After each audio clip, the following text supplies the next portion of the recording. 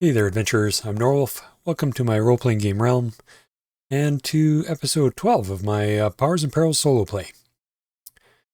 So, when last we left our intrepid adventurers, Gildor, Raffin, and Marazan had just spent the last 5 days in the fortified village of Gold Edge, and Gildor was doing the repairs on their armor and weapons, basically the stuff that they didn't just outright replace. At the same time, Raffin was there helping him and continuing his training in learning armor. Meanwhile, Marizan had headed off to one of the local stables and had basically offered to work for them in helping them transport supplies around while also learning the Teamster skill at that time. So after the 5 days, she did learn Teamster, so she's now able to effectively drive a wagon should they need to transport some stuff around at some point. At the end of the 5 days, they also bought a horse for Marizan. Since Gildor and Raffin already had one from the bandits that they had dealt with back in... what town was that? That was in... Oops. Boon Quay. Right, down here. So they're up in Gold Edge here. And let's see, what else? So I did finish off the rolls offline for Gilder regaining his energy, regenerating his energy level. So he did get his last 7 points back. Also, I was looking around for a spell that would actually do translation of languages and stuff like that. I didn't actually find one. I may have just missed it, but basically what I'm going to do is, let's see, I'm going to use the code decode spell. Actually, let's go back to the PDF. So the code decode allows you to hide and, or basically obscure and reveal text on a scroll or books. And the modification to the spell that I'm going to use is if you double the mana cost for casting it, then it'll actually translate the text that's on the scroll or in the book for a period of time. I'm going to say that the text will appear translated for probably EL plus 1 days squared. So at EL 0, it'll show up for 1 day. EL 2, the text will be revealed for 4 days, etc. So basically, you know, when you're looking at a book with a lot more pages, you'll either have to cast the spell several times over the course of several days, or have a high enough EL that you can read the text or the book within that period of time. So, anyways, so I'm going to go with that and see how that works out. So I'm going to say that Gilder actually did that translation back on the evening they returned from dealing with the orcs. So that cost him, and again, I rolled this offline, but he succeeded once, failed once, and then succeeded on the third try for the 2 documents that he's got. And that gave him 6 mana, or sorry, 4 magic experience points. He used 6 mana in total, and he got 5 expertise points out of it. So 2 expertise for each of the successful casts and 1 expertise for the partial failure. I haven't added that into his character sheet yet here, so I guess I will do that right now. So 4 magic experience points. And code decode got 5 expertise. Of course, you can't see that. Flip the camera here. So yeah, 5 expertise in code decode and 4 more expertise in his experience in his magic experience points for a total of 363. All right, so what's next? So we're basically picking up on June June 11th. Oh, June 12th. So the last day that they're in town, dealing with the repairs that during the day there. Actually, the repairs are finished in the morning.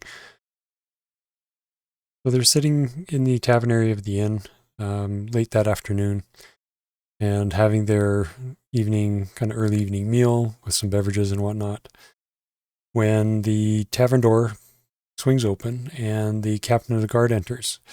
They look around, searching for something, obviously, and when they spot our adventurer sitting at one of the tables, they quickly make their way over to them. The captain of the guard looks like he's, they have a concerned, very concerned look on their face. And he says, I hate to bother you guys again, but wondering if you could potentially do us yet another favor. Late this afternoon, a few of the children had come back into town, a little bit worse for wear, actually, almost near death. It's surprising they made it back to town. They were seemed to have been attacked by some sort of cold or something like that. They were shivering and nearly frozen to death. And it turns out that they had wandered off into the woods, deep into the woods to the northeast, into an area that they'd been, told in the past that they shouldn't go to, and actually a lot of people avoid the area in general.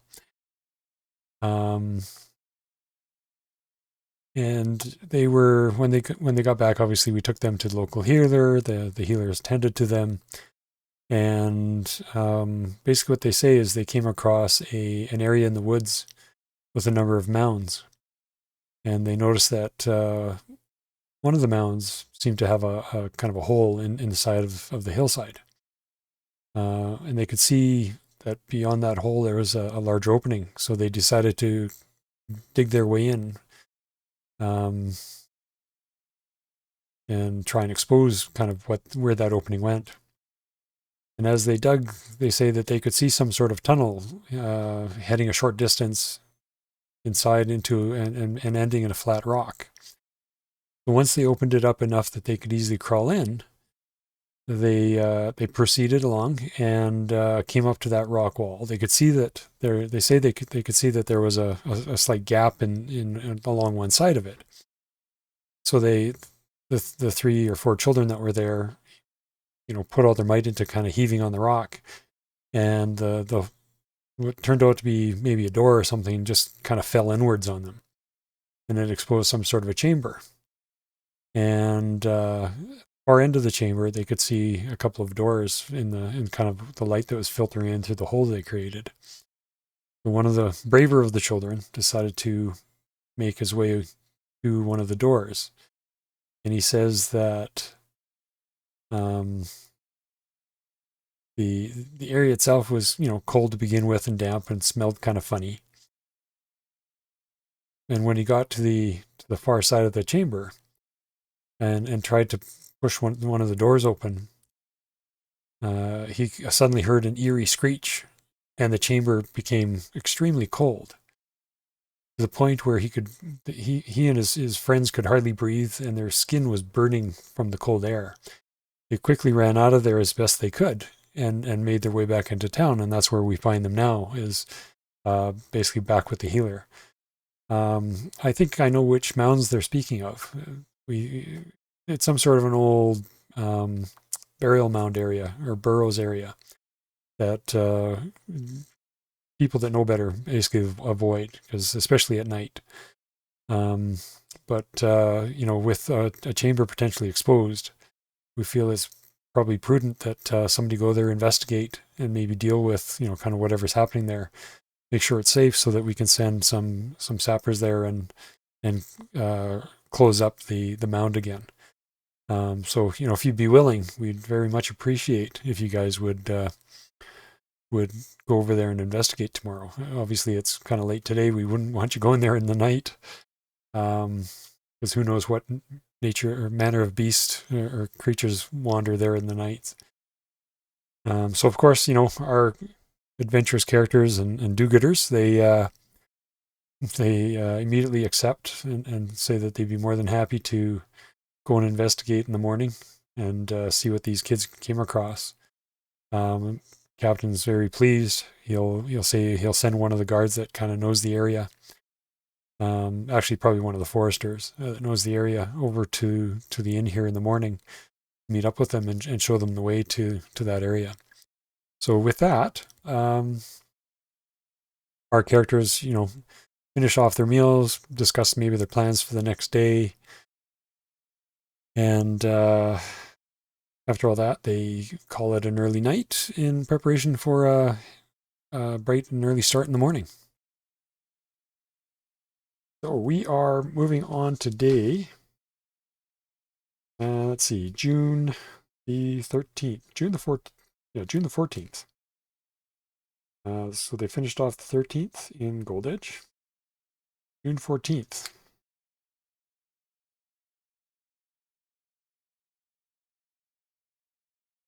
So let's get my handy card. Make sure we do this correctly here. So any skill gains for the previous day.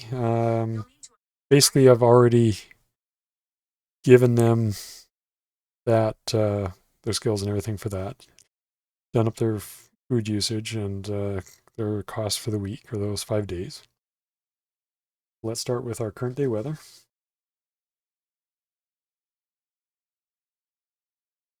And for that, we roll our 2d6. We get 12. That's the first. And we're heading straight up. So we're heading for a sunny, breezy day. Nice traveling weather day in the forest and hills.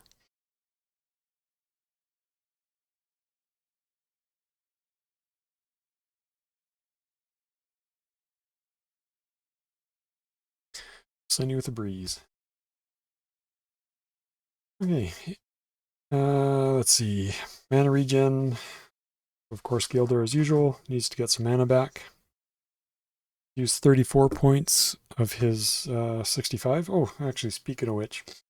So when I had added the 1 point to his will last time, that increased his mana level to 13, which in turn bumped up his magic defense value to 16, and his energy level to 80. As the energy, although, mana level is based off of intelligence, will, and empathy divided by 4, something like that.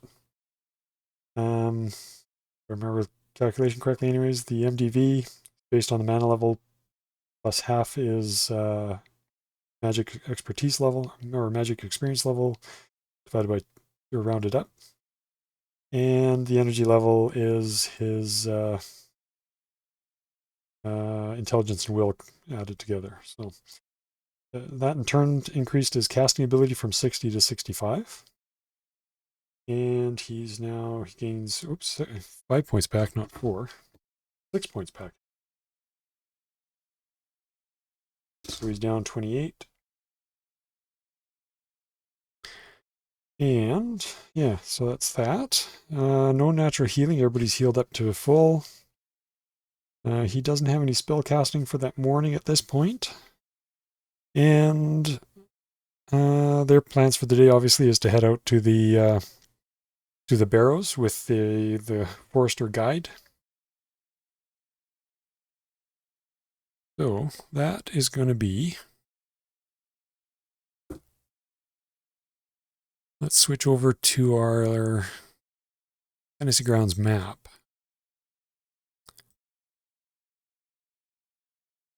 So they're here in Gold Edge, and they're basically going to head up into the northeast of Gold Edge here. Probably a couple of hours walk deeper into the thicker woods and hilly area. The forester is leading the way, so they're guided quite well. They're not searching around trying to figure out where they're going. And they come up to kind of mid to late morning. They come up to an area where they could probably through the trees make out 6 or 8 mounds. And the forester says, he's only been in the area once or twice. He tries to avoid it in general. And he says there's probably 15 to 20 or more mounds in this whole area. And he's heard some, pretty nasty stories about, kind of what happens here in the evenings, strange apparitions and Walking Dead and all that sort of thing. So the folks of Gold Edge essentially avoid the area as much as they can. Only the foolhardy actually enter. So they spend, no more than maybe 15, 20 minutes quickly looking around at the mounds, and they find an obvious one that has been recently exposed. So they widen the hole a bit more. The forester, basically bids adieu to them. He's kind of, doesn't really want to stick around in the area more than he needs to. And he says, I've got some hunting and other things to deal with today. So he leaves them here and heads off. So they manage to expose the entrance, make it large enough that they can easily, including, Raffin, who's a rather large fellow, and Marizan, who's a particularly large female orc, are able to make their way in there without too much trouble. And some sort of a light source would probably be handy. So let me see what Gilder can do here. Doesn't look like Gilder has a light spell of any sort, so I guess Raffin's resigned to pulling out a torch and basically holding a torch along with his shield in one hand and his weapon in the other. So they enter the Barrow. Let me set up the encounter here, and we'll be right back.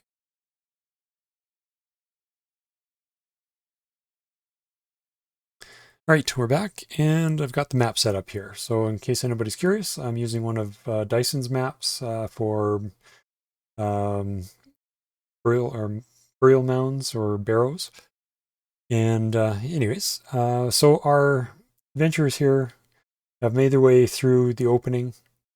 They've accessed through a short, narrow stone-lined passage, and it reveals the remnants of a once magnificent burial site, now succumbed to the ravages of time.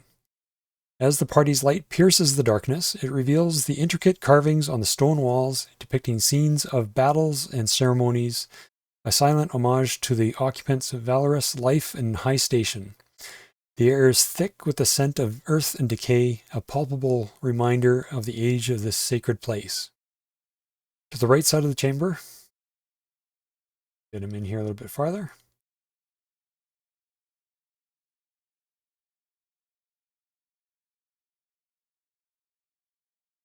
To the right side of the chamber, a statue carved from dark veined marble stands a silent vigil, its stern visage and regal bearing immortalizing the man in his prime, a cloak of authority draped over its shoulders, and a hand poised as if to bestow blessing or pass judgment.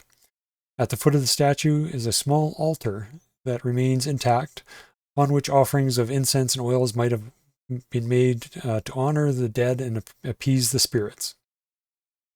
So our characters carefully make their way in, being a bit careful in what as they move around. The chamber, as I said, there's a statue on the right hand side that Raffin can see. To the left, there seems to be a couple of small alcoves that appear to be mostly empty. Raffin makes his way to one side. There's two pillars in this domed central chamber. And Marizan will kind of make her way around the other side. And Gilder kind of brings up the rear.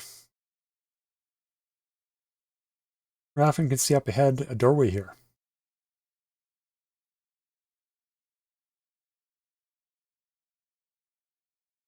So he'll let the others know that he's going to move up to the door.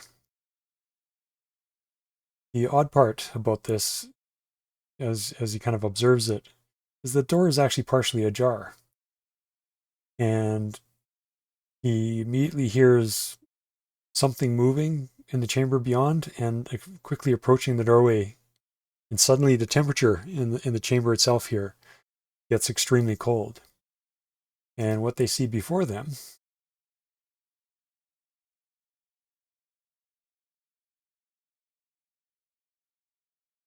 is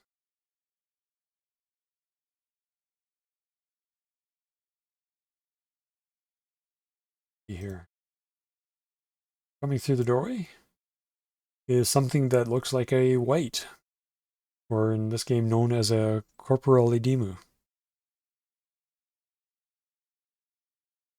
And as I said, the chamber here immediately gets cold.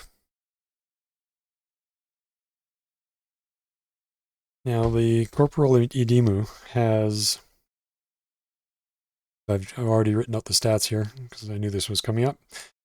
So there's a 30 foot cold spell radius that surrounds this creature. And it immediately affects everybody in the area. It still has to roll on the MEL6 line of the spell table to see if it actually affects each of the characters separately. So let's do that right now.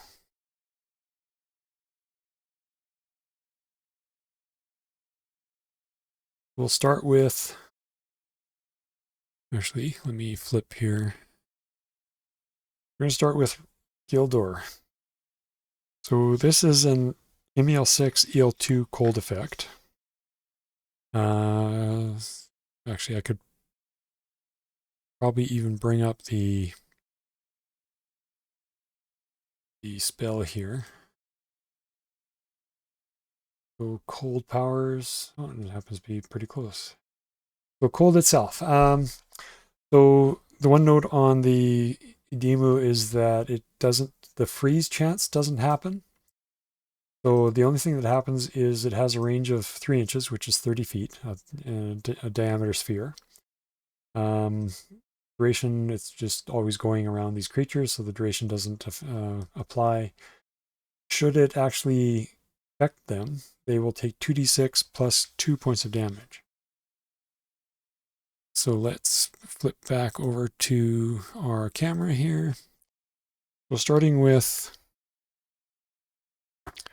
Gildor. So we're on the 4 line.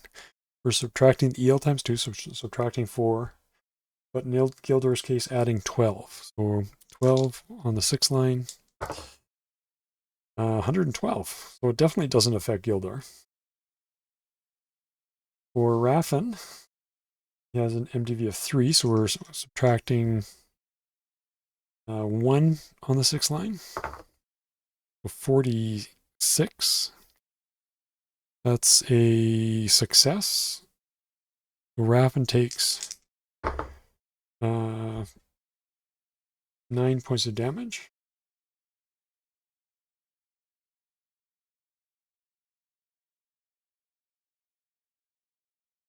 And the armor or anything doesn't prevent that.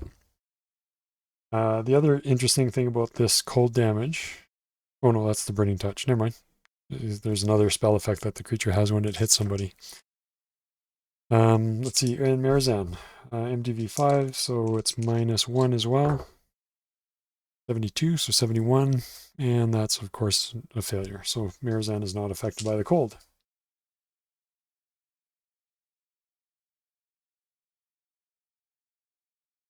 Okay, now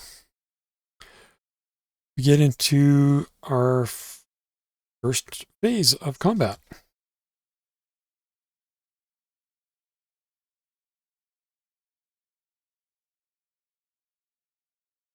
Phase 1. So are we, let's see, mana allocation.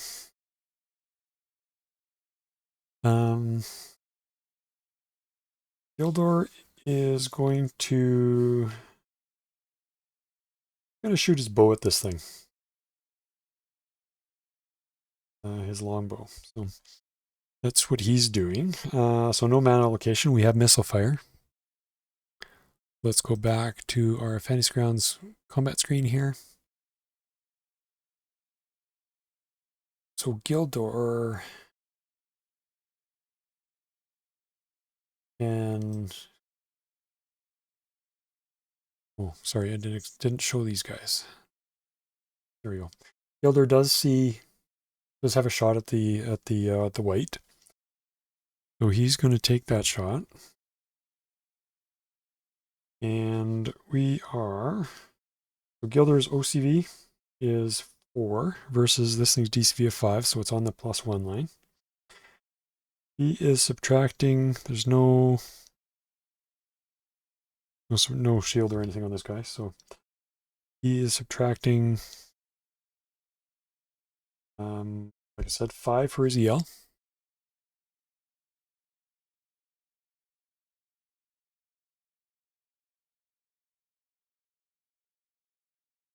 We're on the 1 line, -5, 0, 1, or 0, 4, -1, so that would be a deadly hit with his bow. So he is going to do,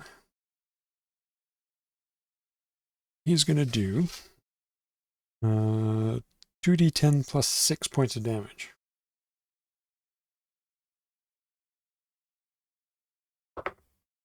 And he does 19 points. Now, these guys actually have a lot of armor protection. So they are actually wearing chainmail, which I actually didn't write down on here. Chainmail, which has an AV of 3. And they have a natural armor value of 6. So they are reducing... they have a damage reduction of a total of 9 on any hit. So they are a pretty nasty creature. So he's actually only done 10 points of damage to this thing. So -10. This is Gildor with the bow. That's actually a longbow, but I know it's a bow. So, okay. That is the missile fire range, or round. I'm going to let the creature move up to him. The creature's OCV is 10, which gives it a attack order of 5.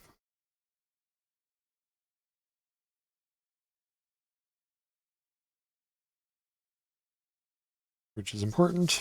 Raffin's attack order is, or attack priority is 5 as well, so the Raffin will be able to go first. And during the movement melee here, Marizan will also move up. And her attack priority or attack order is 4. So she's actually going first, then Raffin, and then the creature.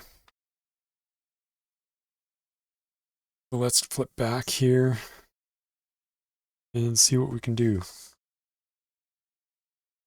So there's the two of them attacking the wight. So they get a -5. And the other thing they hear is the door. There's the other door here. Oh, sorry, let me flip back. The other door here that's currently closed, they can hear something scratching and beating on the door, so they can only imagine that they obviously don't know what's here, but they can only imagine that there's probably another one of these creatures trying to break through the door there.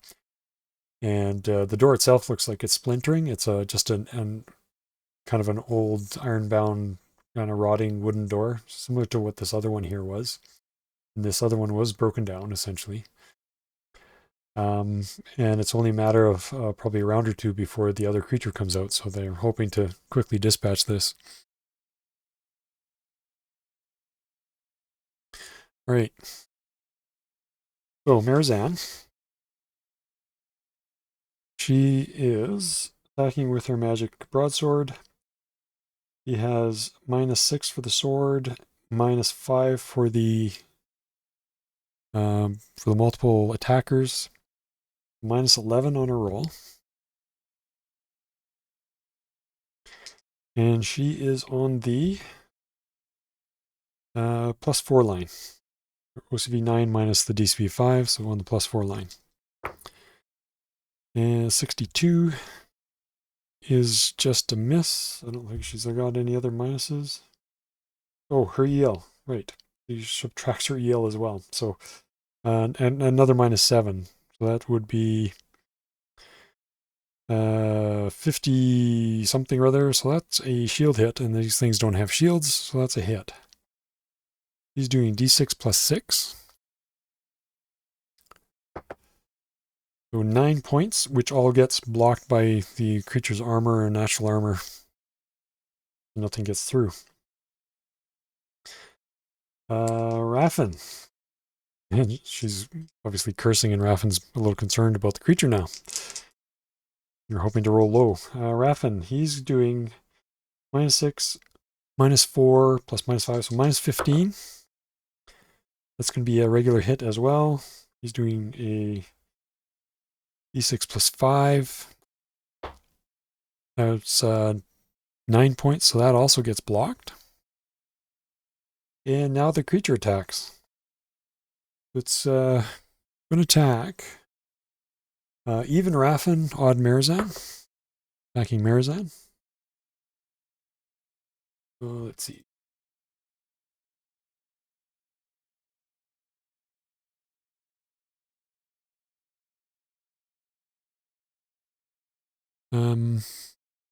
Attacking Marizan. So it is OCV 10 and against her DCV of 9. So it's on the +1 line. And it is subtracting nothing from its roll. 43 on the +1 is going to be a shield hit. So on a shield hit, it is doing D6, D6 plus 2 plus 4. D6 plus 4.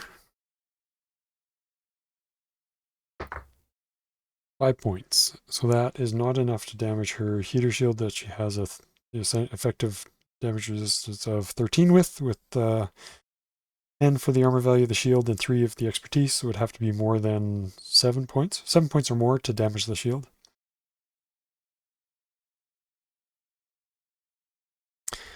So that is the end of the first phase. What does Builder want to do? We're on phase 2. Builder is going to cast a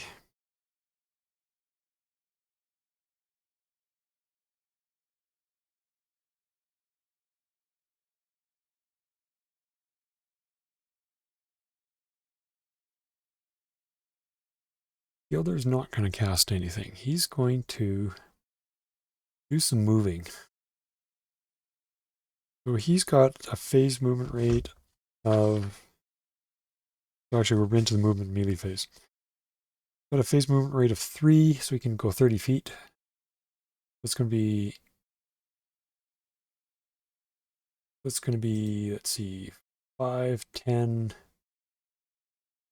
15, 20, 25. So he can get essentially around... Oops, no, he can't go through that.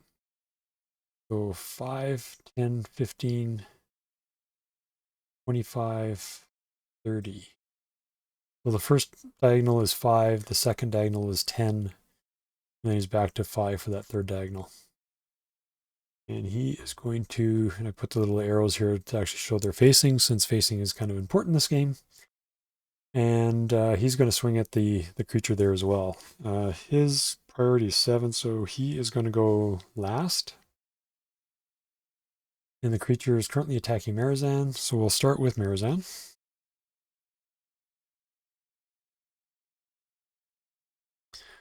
Let's go back to our full screen view here. Hey, Marizan, you are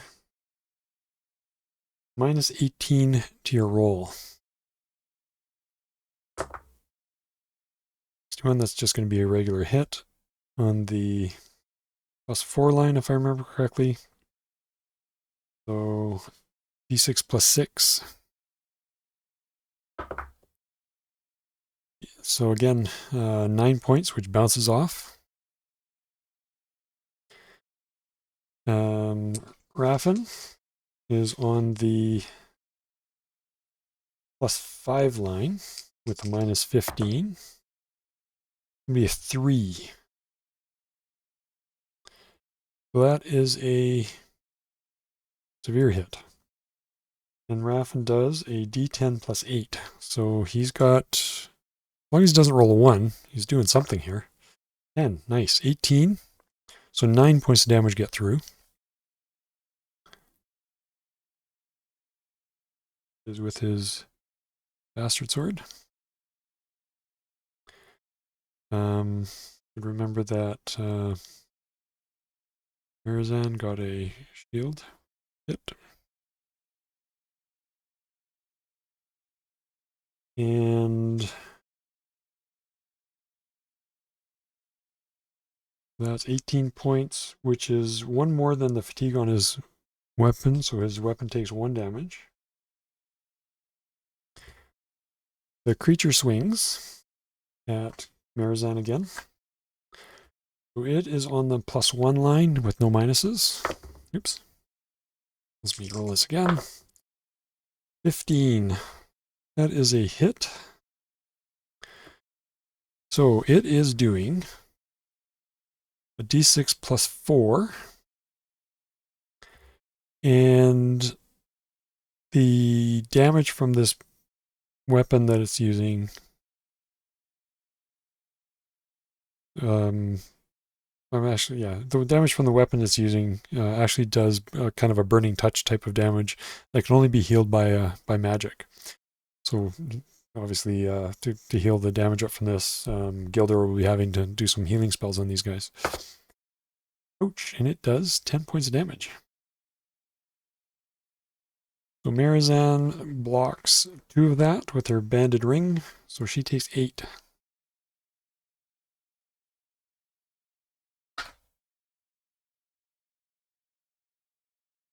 Oh, right. Thinking, why was Raffen hit damaged? But that was from the cold.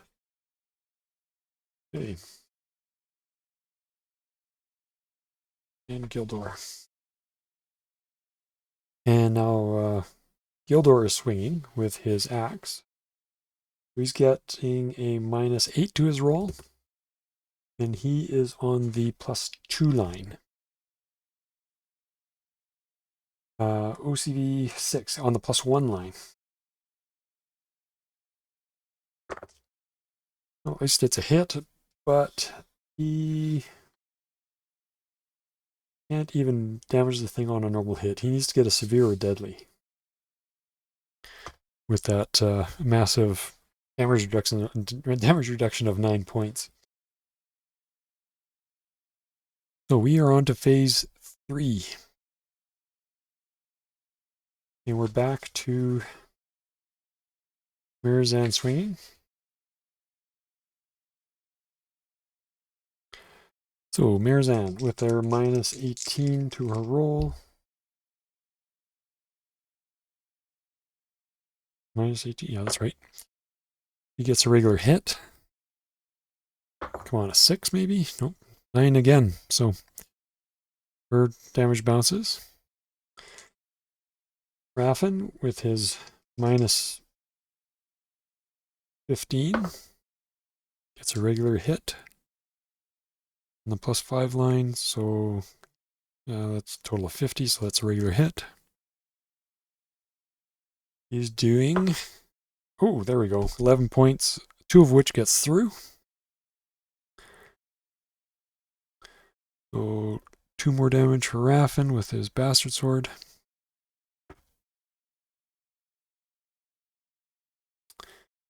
And on to the creature on the +1 line. Holy smokes, it's going to be Aaron Marizan a new one here. D6, frig, 10 again. Wow. 8 more damage. Oh, so sorry, I forgot to mention. So one of the other things I'm doing is modifying how the damage to armor happens.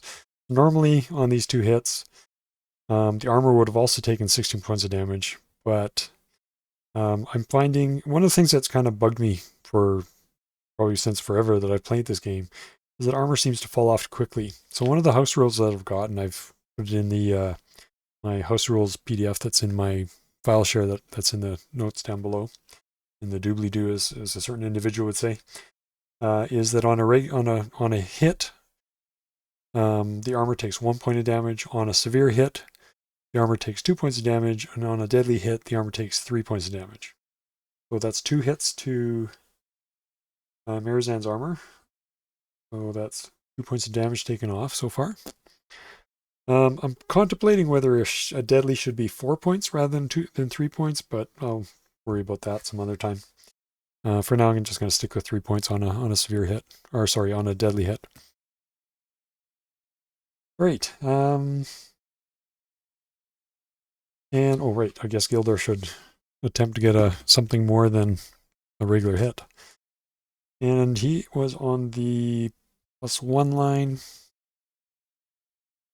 And let's see something low.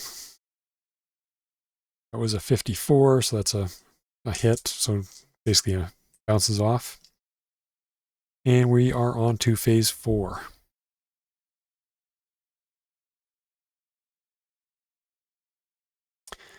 Might cause for some drastic measures of some sort here. Right. Marizan. On the +4 line.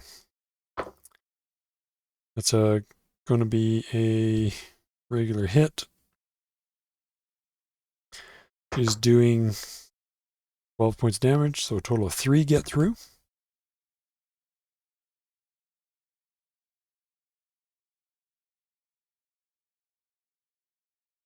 And she is using her broadsword. What are we up to? 24. 2 hit points left on this thing before it falls. The other thing that happens, the other thing that happens is the other door is broken open. And next creature comes ripping out of here and heads for Marizan. So it attacks her this round as well.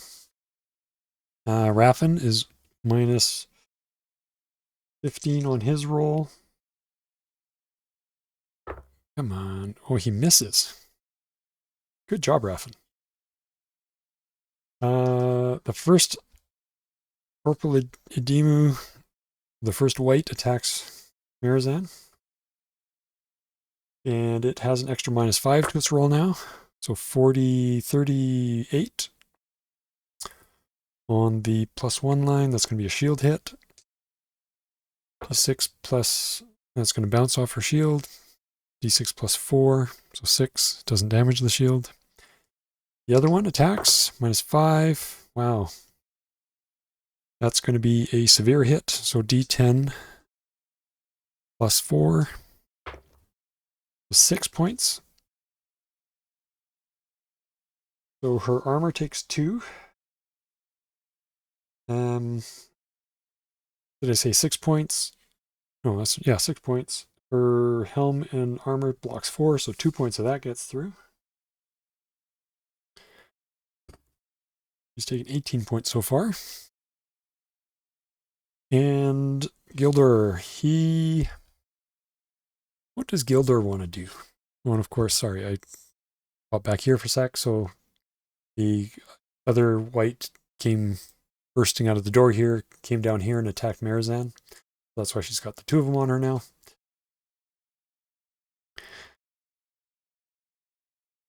And Gildor, right.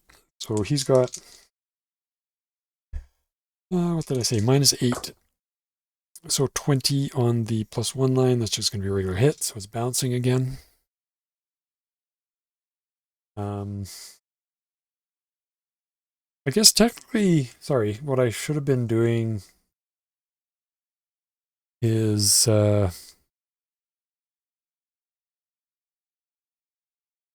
wonder if that is considered a flank. Creature's facing east here. So the front three squares would be the front.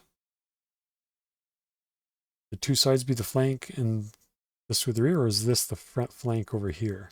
These two. Probably these two, with this being the rear. I guess that's questionable whether this is the flank or not. I'd probably have to go back to my, easier to do on hexes, but should probably go back to my, what was it, second or third edition D&D that defined flanks and rear and all the rest of that. Well, anyways, I'm going to continue on with that not being a flank for the moment.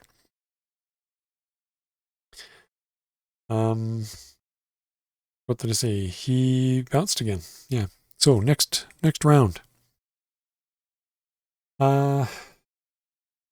Mirazan is going to switch her attention to the new wights that came in to attack her.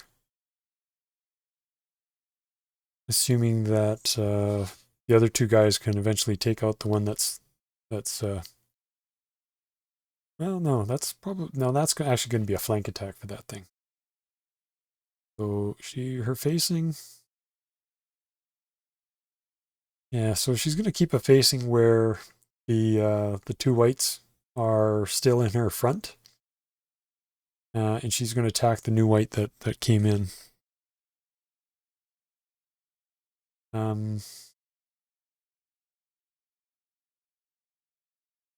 Actually, he will move to attack this wight. This one follows. Gildor can still get attack from there. Raffin will actually move in behind. So Raffin is now getting a rear attack on this one. Actually, you know what? Gildor is moving up around this way. And again, he's getting a rear attack on this wight. So cool. All right. So Raffin has drawn the wights to her, leaving their backs exposed to our two other characters here. So maybe this won't turn out too badly after all. Guess a little bit of strategy in their attacks. Okay. Round 2, phase 1.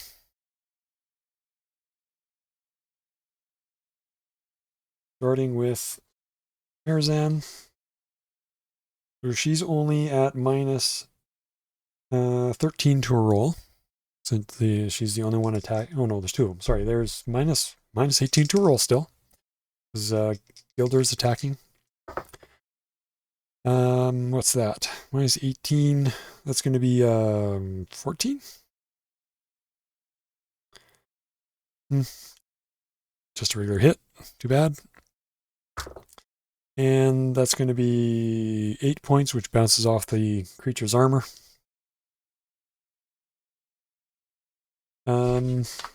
Raffin. He is attacking from the rear. So defender is ambushed, taken from the rear, or unaware of the attacker. So it's taken from the rear. So it's minus 15 to his roll.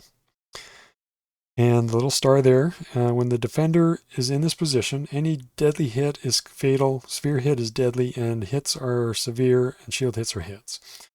So he is minus 15 for attacking from the rear, minus 5 for the multiple attackers, minus 20, and minus 10, so minus 30 to his roll. 53 on the plus 5 line. Going to be a hit, a shield hit, which becomes a hit. So he is doing 10 points, so 1 point gets through. Really?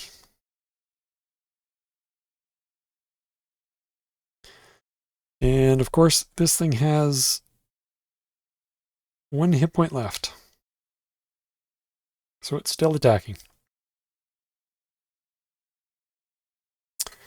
Gildor. Oh, not a Gildor. These things. Attacking Marizan. All right, they have a -5 to the roll. So starting with the first one, it's a 39 on the +1 line. That's a shield hit. It does nothing to the shield. Next one, -5, so 19 on the +1 line. That's just a regular hit. And it is doing 7 points of damage. So 5 get through. Another point of damage to her armor. Under normal circumstances, if I wasn't using this modified rule, she with the what's that? 18, 23 points of damage, and the armor would have already fallen off, and it just doesn't seem right. So, anyways, I think I'm happier with this damage method. Yeah, so that was the second one, right? Yeah, I think so. Because the first one was a shield hit. And Gildor, you are at -20, again, similar to Raffen because of the multiple attacks in the rear. And you're 3, so -23 to his roll. 9, so that is a deadly hit. He can actually do some damage to this thing. So 2d10 plus 4.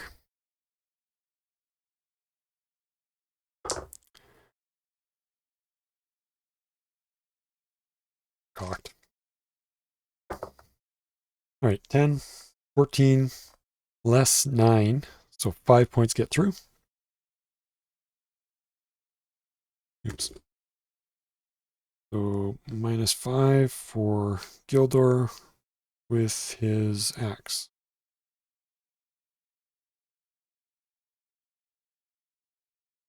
Oh, did I mess that one up?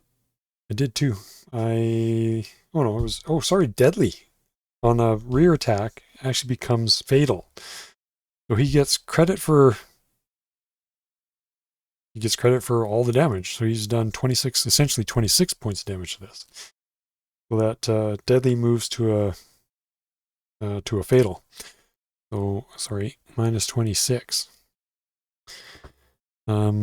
Cool. Well, that wipes out one of them. And Marizan seems kind of surprised, amazed, as does Gildor. With 26 points of damage, that exceeds his peak value on his axe by 17. So he has a 17% chance of breaking his axe. 88. So he doesn't break it. But it does take 1 point of damage.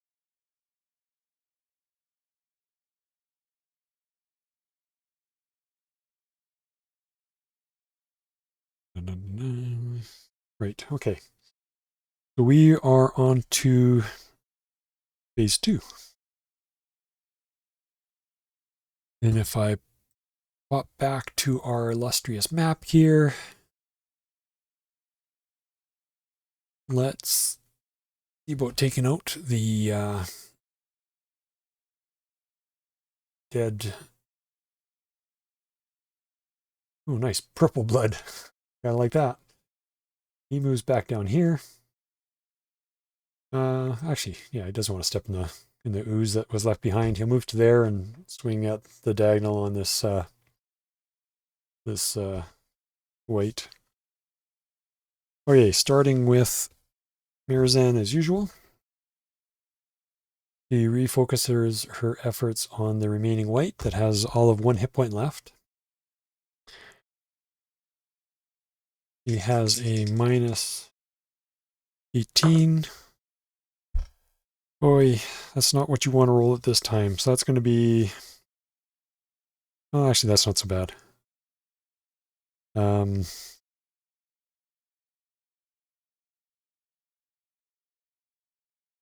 Yeah, so what, 3 point? That's a 3 on the severe, so it's actually, yes, just a severe. That's better. At least you didn't get a deadly.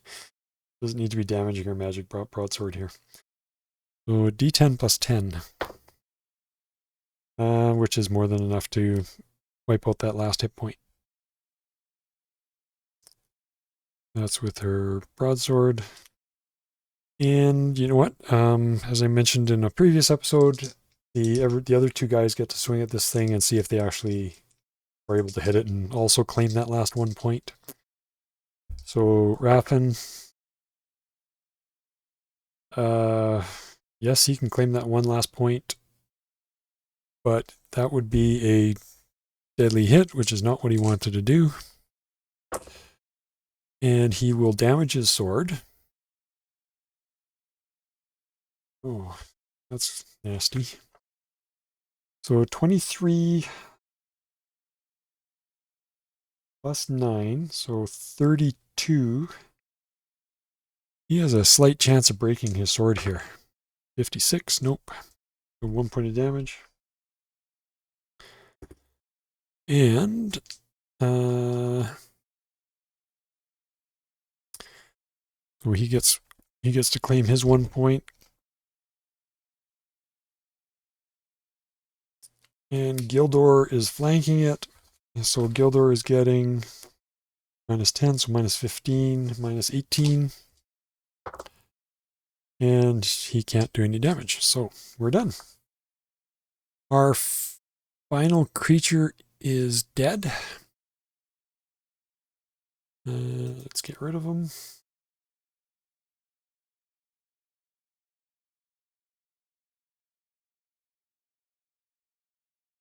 And now they can explore the chamber here. So this is what we've got. We've got 2 sarcophagi. So they'll kind of approach this area, take a look in. So the 2 smaller chambers are similar to the central chamber, and they depict more scenes of battles and ceremonies. The air here is even thicker with the scent of decay.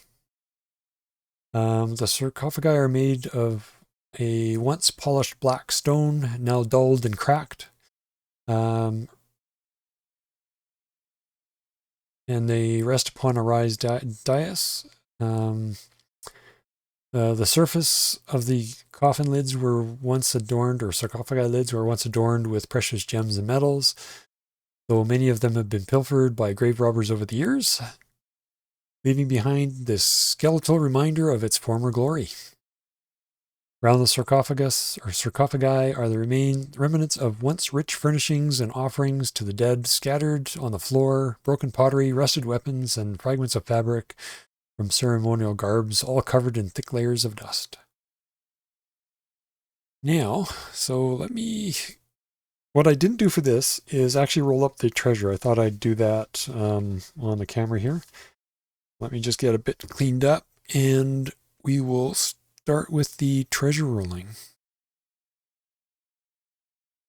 So the treasure for these corporal edemu, we go into book 4, page 381, and let's see, edemu corporal. They're in their lair here, so they have a total of 10 items, and with the 2 stars, it also means they have portable treasure on them as well. So when we look at edemu corporal, the corporal edemu can be armed with any weapon that the referee desires. He'll be wearing whatever clothing or other items that he's buried with. In general, corporal edemu were high station humans that were buried in elaborate, richly furnished barrows. So they do have chainmail. So that's 2 sets of chainmail that these guys are salvaging here.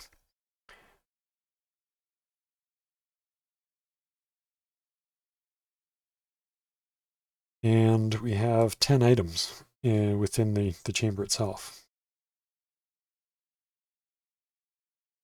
4, 5.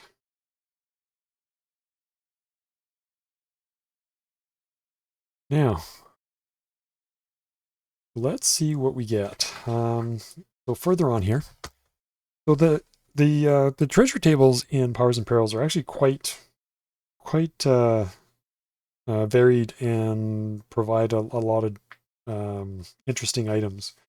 And I'm sure that this could easily be applied to any role-playing game if you want to get a little more diversity in kind of how you're dealing with treasure for those games. So we're going to essentially classify this as catacombs.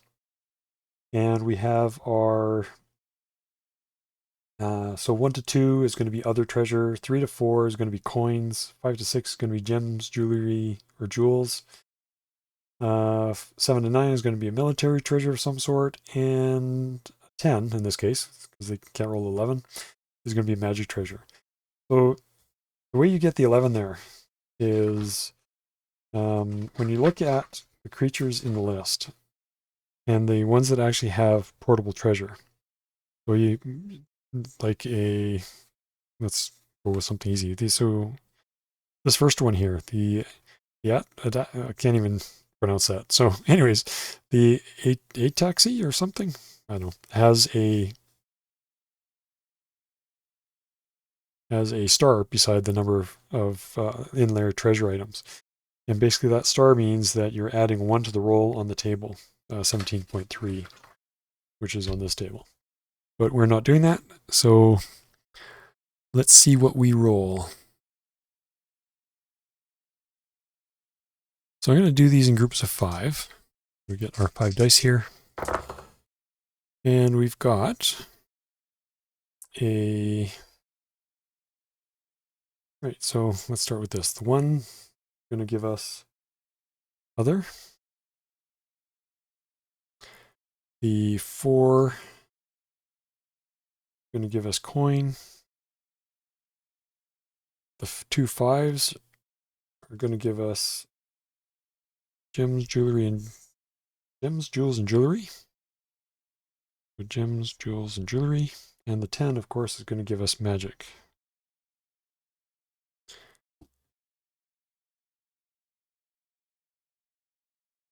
Okay, the next set of 5 is going to give us. All right, we got another gems, jewels, and jewelry. 2 of those. Gems, jewels, and jewelry. We have a 9, which is a military.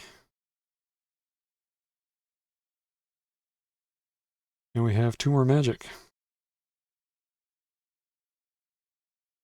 Cool.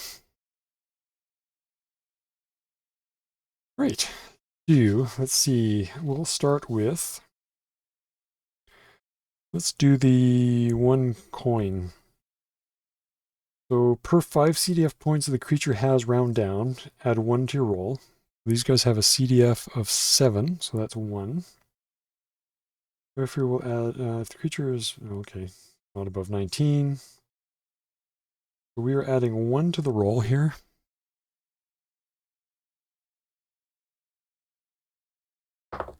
Nine. So that is silver coins.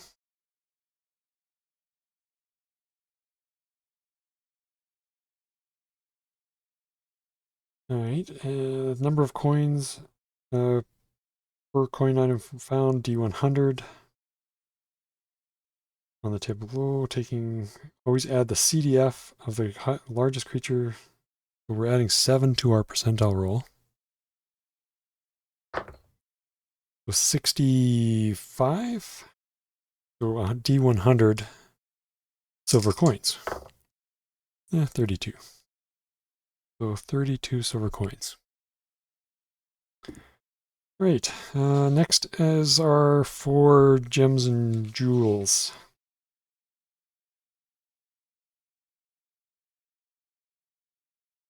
So die 3 starred. A 1 equals gem, 2 is a jewel, and 3 is a piece of jewelry. Go to book 1, the die 3 starred means like 1 to 3 is 1, 4, 5 is 2, and 6 is a 3. Something like that. Oh, of course, I didn't print that section of the manual. Let's take a quick look at our PDF. So we pop up to the top here. We talk about dice. So a D3 starred. So 1 to 3 is 1, 4 to 5 is a 2, and a 6 is a 3. So let's roll all 4 of those at the same time.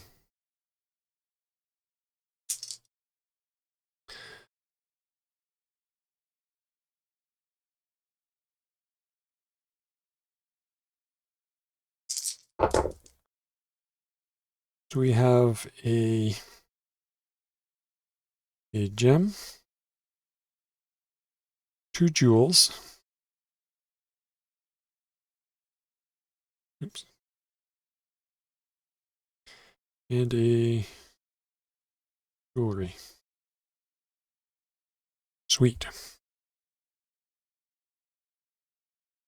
Wait. Let's see. Oh, interesting. So, gem is a raw stone that be cut in and polished. The jewel is a stone that is being cut and polished. Jewelry indicates. Okay, if the EL of the jeweler that is improving these stones is known, you add EL divided by 10 around. Oh, we don't know the EL of the jeweler that did these, so we're just doing straight rolls. Right, size of the stone is a D10 roll. So starting with our gem, it is a small gem. It has a factor of 2. Our jewel is a large jewel for the first one. It has a factor 10. And our second jewel has a 7, which is a small one. It has a factor 4. And our piece of jewelry, 9. Oh, it's a medium sized. So a factor of 12. Right, next is the stone quality. This is another D10 roll. So our small gem is a 9, so nearly flawless. Nearly flawless. The appearance. So that adds 2. Our first jewel is a 9 as well. So again, nearly flawless plus 2 to the factor. Our next jewel is a 1, severely flawed, -1. Oops, -5. Sorry, which makes it a -1. Yeah, I have a feeling that's going to be basically ruined and not worth much of anything. And our piece of jewelry, 10. Sweet. Is flawless. +5. We're up to 17 on that. All right. 30. Our small gem is dull. -2. We're back to a factor of 2. Our large jewel here, 9. That's going to be fine. +2. And our ruined one, it could still be survive. Nope, 2 -2 more. All -2. Yeah, that's going to be worthless. And last but not least, dull as well. -2. Well, it was going well. Would have been nice if it was like brilliant or something. And the rarity of the stone.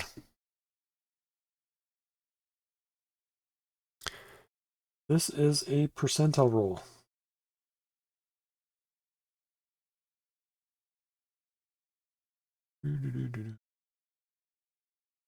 Yeah, okay, percentile roll. Starting with our gem, 56. Going to be an opal. And that has a ×2 multiplier. So that gives us a total of 2 times 2. That's going to be 4.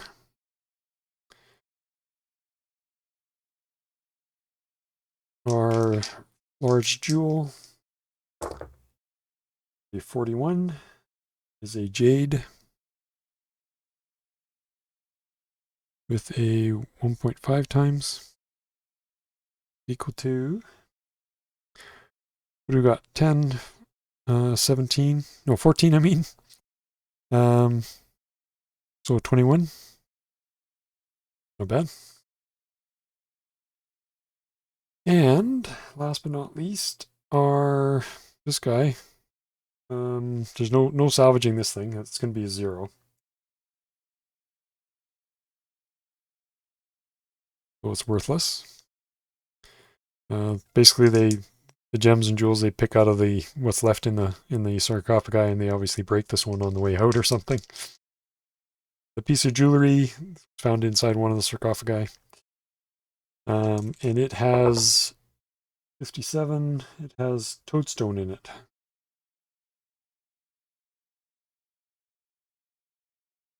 Which is a ×2. So we ended up with 15 times 2, 30. That's not bad. Okay, so last step of this is figuring out the actual value. I'm assuming, I think I'm doing this right anyways.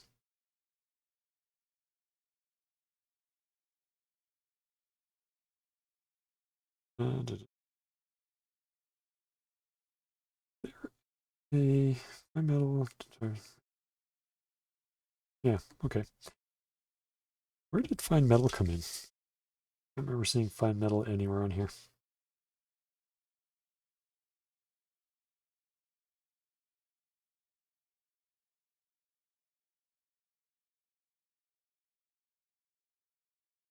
Okay, so let's start off with the first one. We have a total of 4, which puts us down here at the base factor. Percentile roll 22. It gives us a 0.5 silver coin multiplier. So this is equal to 2 silver coins. Next one is a 21, which puts us up 1 line. 93. That is going to be a ×2 multiplier on silver coins. That is going to be equal to 42 silver coins. And our piece of jewelry is on the 30 line here, so it's third line down. 52. So 1 times silver, so it's going to be 30 silver coins worth of a piece of jewelry.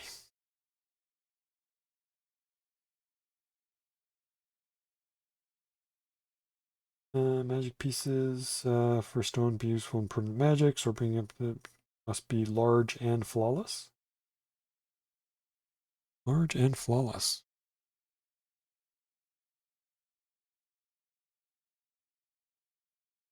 Oh, that was the. Too bad that wasn't flawless. Nearly flawless, so not quite. What else? Easy increasing value. The value of a gem can be increased if a jeweler cuts it into jewels or makes pieces of jewelry with it. We calculate the value of a piece using the factors that are listed. New type of item. Okay, I'll have to look into that at some point. Remember if one of these guys is a jeweler or not. Okay, that is those other. So what is other? Other treasure. We roll a percentile. We get an 87. Clothing.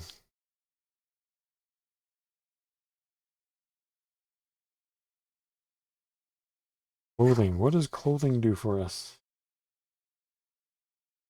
Some ancient artifact of clothing, perhaps worth some sort of money. Artwork, book, audiobook. Common. I don't even have clothing listed in here. Okay, let's skip over that one for now. Magic. Well, let's do that one last. Military. So military.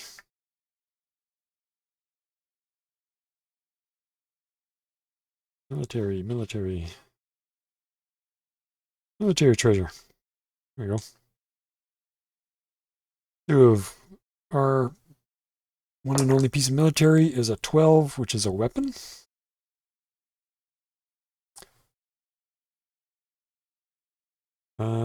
Number found. We assign the number of military items that is deemed. Number of military items found. If you do not choose to do so, roll on the table below, determine the number of items you have found. If the item is a weapon or armor, add 2 to the roll. For flag, subtract 1. We're adding 2 to the roll, so 4. Just 1. 1 weapon. Let's see, weapon.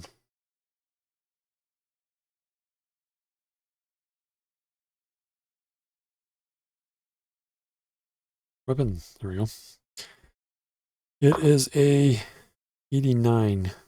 A talwar, no, sorry, a bow. An ancient bow. String probably needs to be replaced, but well, I suppose it's brand spanking new bow might actually be worth maybe a bit more than the half price because it's a rare item from ages gone past. Might actually get the full amount or something more for it. Magic. All right, magic items. So our first magic item, an 84, the military treasure. Our second magic item, the 43, the natural.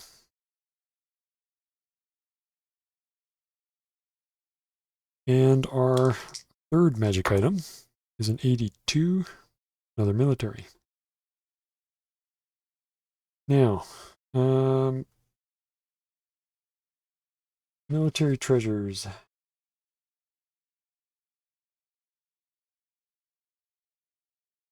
It has a 75% chance of a hit chance modifier, a 50% chance of a damage modifier, a 40% chance of other magic. What do we...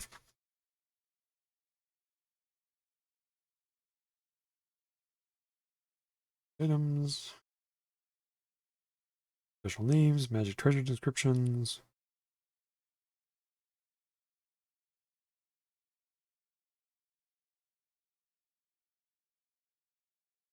All right, let me see. I'm assuming it's going to be a weapon or armor of some sort.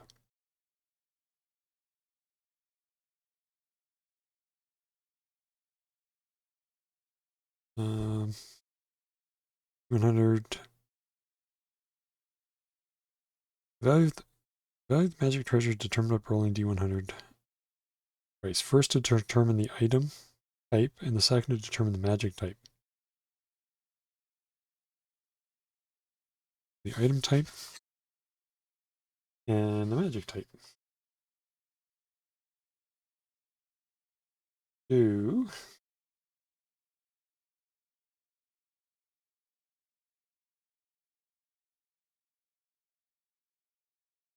gotta be certain I need to 64 an attribute effect.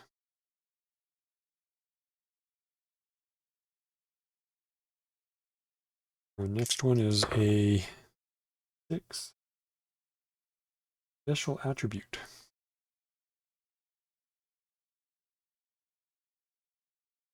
Oh, actually, let's do this one.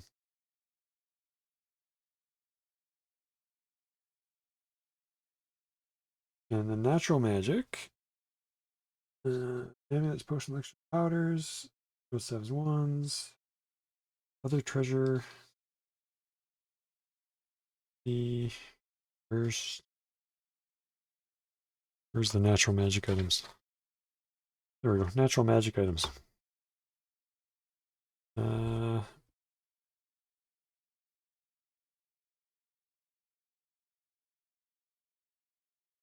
Type of material. The die 3, so that's that die 3 with the star again. So it is a plant herb or liqueur. Plant herb or liqueur is going to be 2d10 ounces worth. We have 11 ounces of something. 96. Vervain, whatever the hell that is. 11 ounces of. And what is vervain?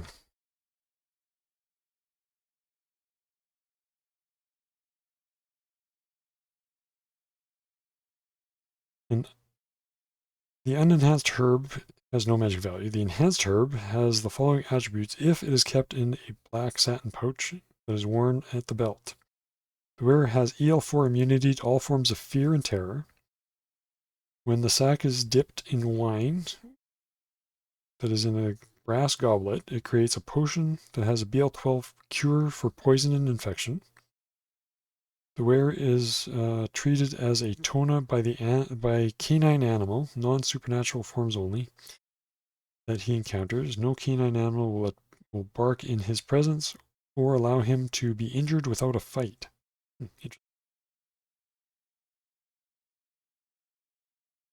Now, back to our two military treasures. What the hell are they? This is where although their tables and the variety is great, it's a little bit lacking sometimes on some of the descriptions or steps.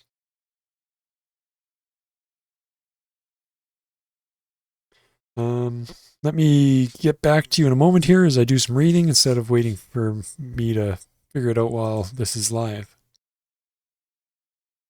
Right, I figured out what I'm going to do. So this is going to be, I'm going to say it's either weapon or armor. And because it's 1 to 30 is a weapon, 31 to 50 is armor, basically going to roll percentile twice and divide it by 2 rounding up. And we have a 16, which is a weapon. So this first one here is a weapon. And the second one is also a weapon. Now, generally speaking, I don't believe in just handing out random weapons that characters can't use, or they end up just selling for a whole whack of gold coins. So I'd rather be giving characters, something that's actually useful to them, whether it's a bow or a longbow or a sword that they're using or axe or whatever. But to me, it just makes more sense that, what I don't want to do is have them get some, an arbalist or something that, is MEL 10, EL 5 and worth, a whole whack of, 15 gold coins worth. You know what? Maybe that's not such a bad thing. Well, let's see what we roll, and I'll decide kind of on the rolls here. I guess it is your game. You can do what you want with it.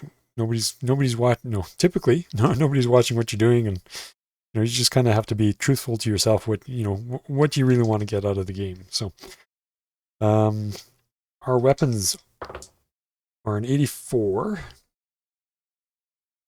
A scimitar. All right. You know what? So happens that Gildor can actually use a scimitar.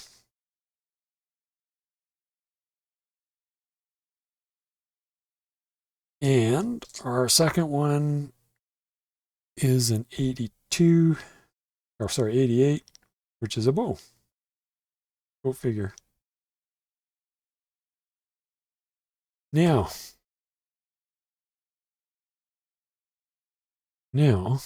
so 75% chance of a hit modifier, with our scimitar. 30. That's going to be yes. So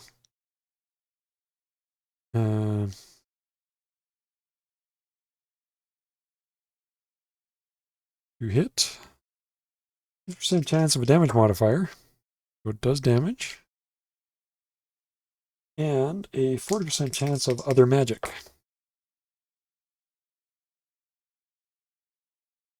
Oh, I get it. So the attribute effect doesn't actually, it comes from this other magic effect, not. So this attribute effect doesn't appear. Okay.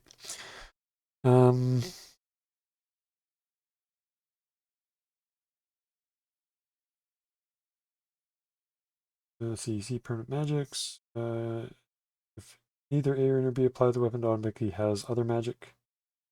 Roll a d3 times on the table, subtracting 5 from each roll. D3 stars. Oh, down there. Never mind. Okay. Our bow. So it actually doesn't have the, well, we'll see. So the hit chance modifier, yes. The damage modifier, 10, yes. Oops. Oh, 10, yes. And last but not least, our chance other magic, 89. Nope. Okay, so we don't have the special attribute here either. All right, well that basically wraps up our treasure generation. So they basically scrounge this stuff up from around here. Take the chain, as I said, off of the two wights. And they head back to town to let the captain of the guard know that the chamber has been cleared out. There was 2 wights in there, which is what caused the cold damage to the kids and, well, to Raffin himself. And we will do some healing when we're back. Actually, we'll do it just outside the mounds here.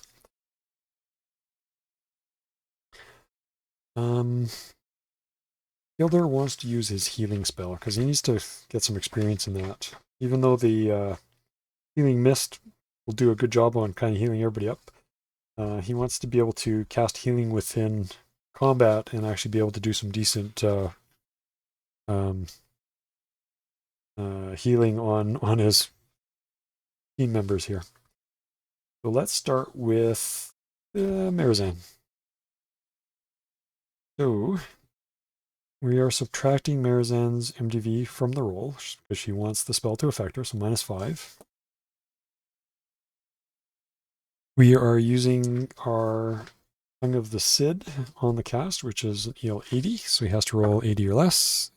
Nope, so he's casting it at EL 1 instead of EL 2. And EL 1, what has base mana cost 1. Let's gather up his mana usage here.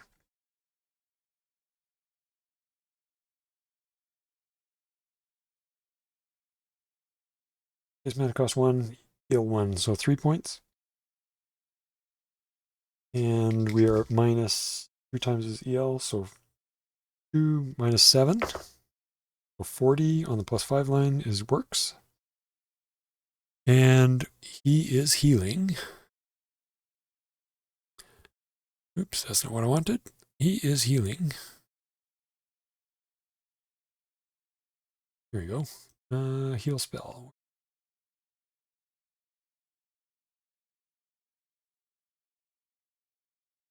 Oops, that's the cleric or the priest. I think I know where these things are by now. Healing.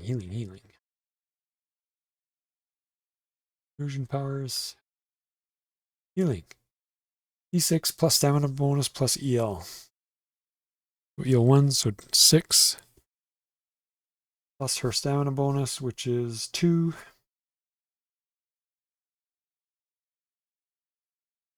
D6 plus 3. Wow, 4 points.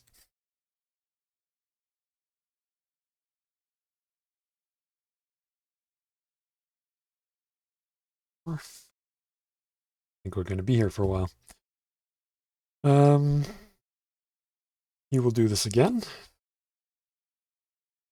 So minus, his language. 7 actually works this time. This was at,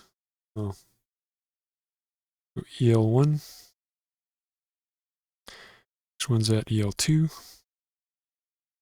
And that costs him 5 less 20% for the language, so 4. And it does a d6 plus 4. My God, what kind of rolls are that? Plus 5, oops.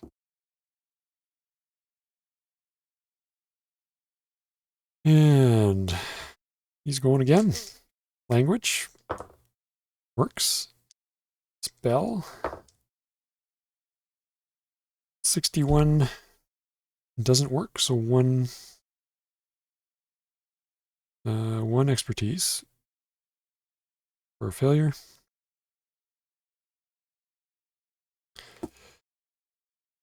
And that costs him 4 more mana. Oops. Sorry, fail. 4. Language works. Spell minus 5 works. D6 plus 4. 8. No, yeah, 4. No. Yeah, that's right. 8. Plus 8. So, EL2. 4 more. He will. What's we up to? 8 and 5. I think that's 6 points of damage left. He'll do one more at EL. One more at EL 0. EL 1. EL 1. EL 4. EL 2. Language. 71 works. Spell 60. Does not work. So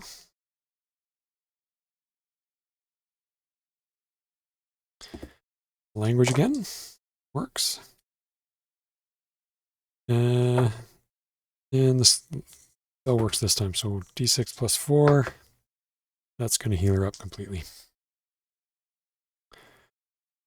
So 4 and 4 more. So what is that? 4 and 4, 16. Or that's 23. 23.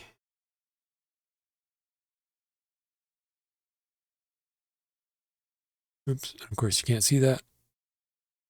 So 23 more off his mana used. So he's used up 51. He's got 14 points left. All right. What next? He is going to save the rest of his mana at this point. Well, yeah, screw it. He's doing another one. And this time it's on Raffen.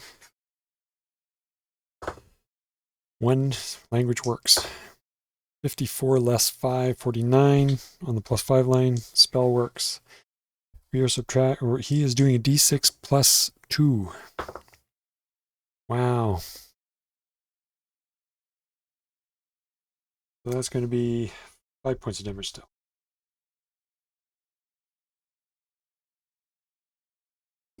Okay. And 4 more mana gone. All right. That is our spell casting. Anyways, as I was saying, they make it back into town. They tell the captain. The captain's going to send out a small group tomorrow to close up that mound entrance. See if they can kind of seal it up, make sure that nobody else can get in there, and again, warn the town residents or village residents to stay away from there and make sure that their kids are staying away from there. And combat experience. And so they'll end up paying their 1.5 silver for the night. Take that off now. So minus 15 copper coins. And then they plan to head out the next day. So we will kind of wrap up this day, and I'll, in the next session, pick up their travels onward. Actually, when they get back kind of that afternoon sometime, there is a summons waiting for them to come to the capital to see the leader of the King's Guard, Eric the Red. So that is going to be where they're heading, up to the Herr Ketten. Find out what's up. But let's do some experience. So, Gildor, this thing is a CDF 7. I'm going to actually need a calculator for this. So Gildor is going to be getting 36 times 7 combat experience points. And he's going to be getting 14 expertise in his bow, his longbow. Oh no, yeah, and 14 experience in his axe, and 1 expertise in his shield. Even though his shield wasn't hit, it's 1 point for actually using it, having it out and used in the combat. So Gildor gets 14 in bow, 14 in axe, and 1 in shield. Raffin is going to get a 11 times 7, so 77. Raffin is getting 77 combat experience points. He's getting 14 in Bastard Sword and 1 in Shield. And Marizan is getting, oh, no, sorry, missed 1. Another 7. Plus 7. And Marizan, who is taking the brunt of the attacks here, is only getting 4. Did I miss another one? I did. Plus 7 more. Another 1 over here I missed. She did all of 3 points of damage. So she's getting 21 combat experience points. He's getting 14 in broadsword and 14 in shield. And then down here for Gildor, he is getting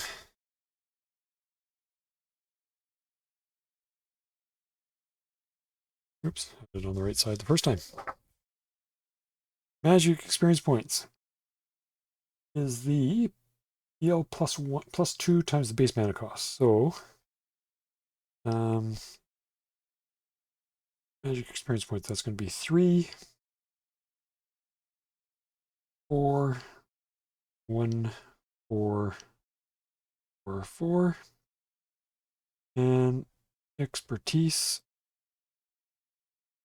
Oh no, he doesn't get any magic experience points. Expertise, on the other hand, is the base mana cost times 2, so 2, 2, 1, 2. So what, 2, 4, 6, 8, 10, 12, 12 expertise, and 16, 19 magic experience points. So that is going to be good for 1 characteristic. Speaking of, 2 characteristics for Raffin and 1 characteristic for Marizan. So I will update the character sheets for next time. I'll try and highlight the cells that change so it's a little bit more obvious. I'll print out new copies of our characters. And that's it for today, folks. So hopefully it was informative. Hope you join me next time.